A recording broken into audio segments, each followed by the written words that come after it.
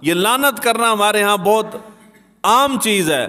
ہر مذہبی تنظیم کا بندہ دوسری مذہبی جماعت کے لوگوں کو لعنت کرتا ہے ہی لعنتی نے سارے، فلانے پہ بھی لعنت ہے، فلانے پہ بھی، فلانے پہ بھی لعنت ہے.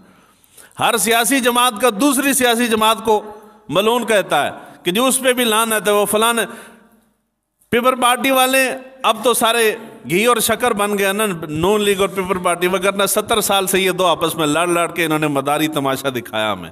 یہ ایک دوسرے کو گالیاں دیتے ہیں، وہ ان کو دیتے تھے. اب وہ سارے چور اچکے ایک سائڈ پہ ہو گئے، عمران خان دوسری سائڈ پہ کھڑا، وہ اس کو چور کہتے ہیں، یہ اس کو چور کہتے ہیں. چلو اس کا تو سمجھ میں آتا ہے کہ وہ ہیں ہی چور. جو بندہ ہے چور اس کو چور ہی کہنا ہے نا.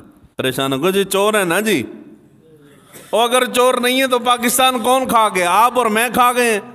ہمیں تو ہسپتال میں ڈسپرین کی گولی بھی نہیں نہ دیتے اگلے، وہ بھی باہر سے جا کے پیسے کی لینی پڑتی ہے. کھا تو یہ بڑے گئے ہیں، ہم نے کیا کھایا ہے؟ لعنت کرنا یہ گناہ کبیرہ ہے کسی بھی شخص پہ. جب شخص کہتا ہوں تو اس سے مراد مسلمان، صرف مسلمان نہیں، کافر پہ بھی لعنت، اس کا نام لے کے کہنا کہ فلاں کافر پہ بھی لعنت ہے، یہ بھی جائز نہیں ہے، یہ بھی گناہ کبیرہ ہے.